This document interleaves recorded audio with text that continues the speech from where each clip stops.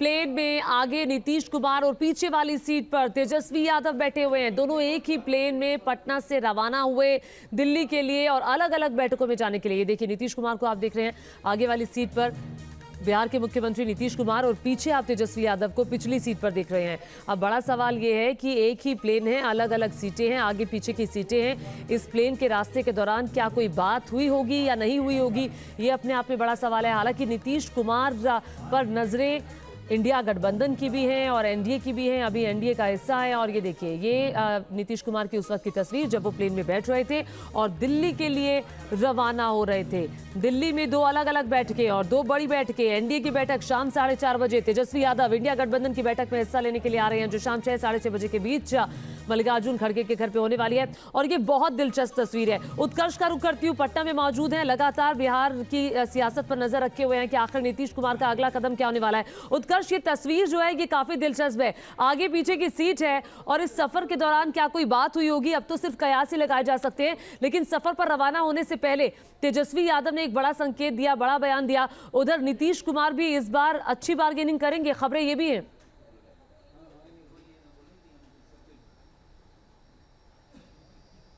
बिल्कुल, देखिए नीतीश कुमार सुबह से ही अपने सभी सांसदों से मुलाकात कर चुके थे। उसके बाद चिराग पासवान और उनके सभी सांसद नीतीश कुमार से मिलने आए थे। हालांकि इसके बाद नीतीश कुमार दिल्ली के लिए जरूर रवाना हो गए हैं, लेकिन जो प्लेन की तस्वीरें नजर आ रही हैं, तेजस्वी यादव पीछे बैठे हुए, उनके साथ राज्यसभा सांसद संजय यादव भी हैं, तो कह सकते हैं कि नीतीश कुमार और तेजस्वी यादव की मुलाकात जो है वो प्लेन में हुई है। और जो कयास लगाए जा रहे हैं कि नीतीश कुमार और तेजस्वी यादव बात भी कर सकते हैं, क्योंकि तेजस्वी यादव निकलने से पहले नीतीश कुमार के खिलाफ एक बार भी बयानबाजी नहीं की है। और पिछले 2 महीने के चुनाव को देखा जाए तो एक बार भी तेजस्वी यादव ने नीतीश कुमार के खिलाफ कोई बयानबाजी नहीं की है। और ऐसे में नीतीश कुमार एक बड़ी भूमिका निभा सकते हैं। दोनों अलग अलग गठबंधन की बैठक में जरूर निकले हैं, लेकिन विमान एक है। और ये कयास कल से ही लगाए जा रहे थे कि नीतीश कुमार और तेजस्वी यादव की ये अहम मुलाकात प्लेन में होगी और बातचीत काफी हद तक जो है वो होगी। क्योंकि अगर नीतीश कुमार की बात की जाए तो पहले कुछ दिनों से पहले जो है वो नीतीश कुमार तेजस्वी यादव के साथ महागठबंधन की सरकार में थे। और ये वही महीना है, पिछले साल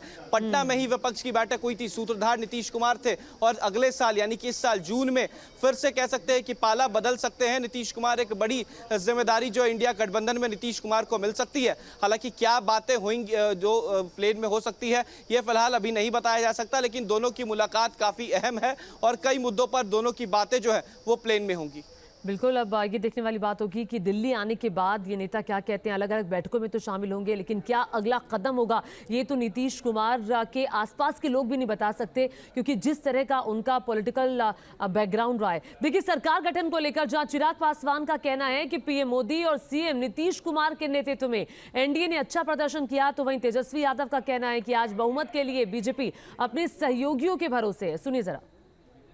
एनडीए का बिहार में जो प्रदर्शन रहा है उसका बड़ा श्रेय जहां एक तरफ हमारे प्रधानमंत्री आदरणीय नरेंद्र मोदी जी के नेतृत्व को जाता है, तो वहीं उसका श्रेय मेरे मुख्यमंत्री नीतीश कुमार जी को भी जाता है। मेरे प्रधानमंत्री तीसरी बार देश के प्रधानमंत्री पद की शपथ लेने जा रहे हैं। हम तमाम सहयोगियों के लिए यही सबसे बड़े उत्साह।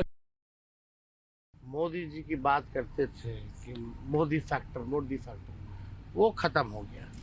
भाजपा जो है मेजॉरिटी से दूर चली गई है। जो सहयोगी हैं अब उन पर डिपेंडेंट है। और हम लोग तो खुशी है इस बात की कि भाई चलो हम लोग जो संविधान लोकतंत्र रोकने बचाने का जो प्रयास था उसमें हम लोग जो है काफ़ी हद तक कामयाब हुए। अब हमारी यही उम्मीद है कि जो भी नई सरकार बने, खास तौर पे बिहार को विशेष राज्य का दर्जा दिलाए और जो हम लोगों ने 75% जो आरक्षण जो बढ़ाया है उसको शेड्यूल 9 में जो है वो किया जाए। और चिराग पासवान और तेजस्वी यादव को आपने सुना। बिहार के एक और नेता का बयान सामने आया है। चुनाव पर हिंदुस्तान अवाम मोर्चा अध्यक्ष जीतन राम मांझी का कहना है कि एनडीए के पास बहुमत है और पीएम मोदी ही तीसरी बार सरकार बनाने जा रहे हैं। ये कहना गलत है। अगर सीट नहीं मिली है तो 292 सीट आया कैसे? 272 सीट में बहुमत है और 292 सीट आया है तो ममता बनर्जी जी के चलते आया है। कहने का मतलब है कि वो लोग अपने गिरवा में झांकें कि जो आपस में लड़ रहे हैं कि नेता कौन होगा, बाराती का दूल्हा कौन होगा, इसके लिए वो पहले सोच लें। नरेंद्र मोदी जी और एनडीए के बारे में वो न सोचे तो अच्छा होगा। और आइए इस वक्त के जो राजनीतिक हालात है उस पर बात करने के लिए अपने सहयोगी विकास चंद्रा का रुख करती हूँ। विकास, देखिए शाम को एनडीए की बैठक होने वाली है, 4 साढ़े 4 बजे का वक्त है। उधर प्लेन उड़ा है दिल्ली के लिए, तेजस्वी यादव नीतीश कुमार एक ही प्लेन में है। इधर अखिलेश यादव को कहा गया है बातचीत करिए नीतीश कुमार से और चंद्रबाबू नायडू से। तो कुल मिलाकर के अभी जो बीजेपी है वो अपने सहयोगियों के भरोसे है, सहयोगियों से बात कर रही है, लेकिन इंडिया गठबंधन ने भी उम्मीदें नहीं छोड़ी हैं। क्या सिनेरियो है, अभी क्या चल रहा है?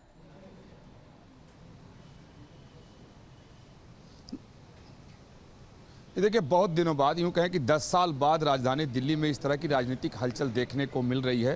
क्योंकि 10 साल पहले जब जोड़ तोड़ होते थे, कौन सा दल कहाँ जाएगा, किसका समर्थन किसको मिलेगा, इसको लेकर के अजब सी एक अलग सी राजनीति होती थी और कमोबेश वो दौर दिखाई दे रहा है। आज दिन भर बैठकों का दौर है दिल्ली में। एनडीए की भी बैठक होने वाली है, इंडी गठबंधन के जो घटक दल हैं उनकी भी बैठक होने वाली है और एक दूसरे पर आरोप प्रत्यारोप का दौर भी शुरू हो गया है। इंडी गठबंधन के लोगों को अभी भी उम्मीद है कि एनडीए से कुछ लोग उधर जा सकते हैं तो उनकी सरकार बन सकती है, और इधर बीजेपी की पूरी कोशिश है और एनडीए की तरफ से संकेत दिए जा रहे हैं कि नई चुनाव के पहले से वो एकजुट थे और एकजुट हैं। तो आज बहुत ही महत्वपूर्ण बैठक है और एनडीए की, जिसमें नीतीश कुमार साथ ही एकनाथ शिंदे महाराष्ट्र से आ रहे हैं।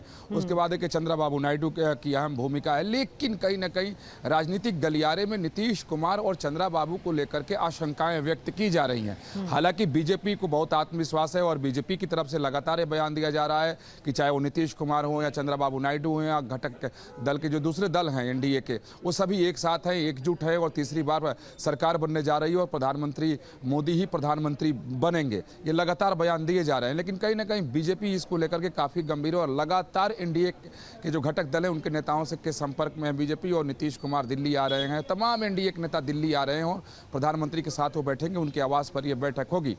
तो अब तक जो दावे किए जा रहे हैं उसके मुताबिक तो सब कुछ ठीक ठाक है, लेकिन कांग्रेस की तरफ से या उनके सहयोगी दलों की तरफ से जिस तरह के बयान आ रहे हैं उससे ऐसा लगता है कि आगे चलकर हो सकता है कि राजनीति थोड़ी दिलचस्प हो जाए, क्योंकि नीतीश कुमार और चंद्रबाबू नायडू पर डोरे डाले जा रहे हैं। वो डोरे तो डाल रहे हैं विकास, लेकिन उसके साथ ही जो चूंकि डिपेंडेंसी बीजेपी की बढ़ जाएगी तो फिर बार्गेनिंग पावर भी करने की स्थिति में चंद्रबाबू नायडू और नीतीश कुमार होंगे। उस लिहाज से क्या कुछ सियासी अटकलें इस वक्त लगाई जा रही है? मैं आपके पास आऊंगी, लेकिन मैं पंकज का रुख करती हूँ मुंबई में। पंकज, महाराष्ट्र एक ऐसा राज्य है जो यूपी के पास दूसरा बड़ा राज्य है, 48 लोकसभा की सीटें, लेकिन वहां की सियासत भी आज दिल्ली में दिखने वाली है। एकनाथ शिंदे से लेकर शरद पवार तक आने वाले हैं, उधर उद्धव ठाकरे आने वाले हैं। तो ये सियासत भी इंडिया गठबंधन के लिए, एनडीए के लिए, यहाँ की राजनीति के लिए बहुत महत्वपूर्ण है। बिल्कुल, देखिए दोनों ही पार्टी अपनी अपनी तरफ से इस कोशिश में है कि वो सरकार बनाने की तरफ आगे बढ़े। जिस तरह से संजय राउत आज उन्होंने मीटिंग की और उन्होंने भी नीतीश कुमार और चंद्रबाबू नायडू को लेकर कहा कि क्या नीतीश कुमार और चंद्रबाबू नायडू जो हैं वो एक तानाशाह सरकार को सपोर्ट करेंगे या फिर वो चाहते हैं कि एक ऐसी सरकार हो जहां पर कॉन्स्टिट्यूशन का सम्मान किया जाता है। तो कहीं ना कहीं डोरे जो हैं वो नीतीश कुमार चंद्रबाबू नायडू पर हर तरफ से लगाए जा रहे हैं। जिस तरह से कल जो है शरद पवार ने नीतीश कुमार से बात की थी और उन्होंने कहा था कि चंद्रबाबू नायडू से भी वो संपर्क में है। तो कहीं ना कहीं अभी इंडिया अलायंस भी इस कोशिश में है कि अगर नीतीश कुमार और चंद्रबाबू नायडू उनके पक्ष में आ जाते हैं तो उनकी सरकार भी बन सकती है। क्योंकि संजय राउत ने ये भी कहा शरद पवार राजनीति के चाणक्य के अंदर खाने वो भी बातचीत कर रहे हैं।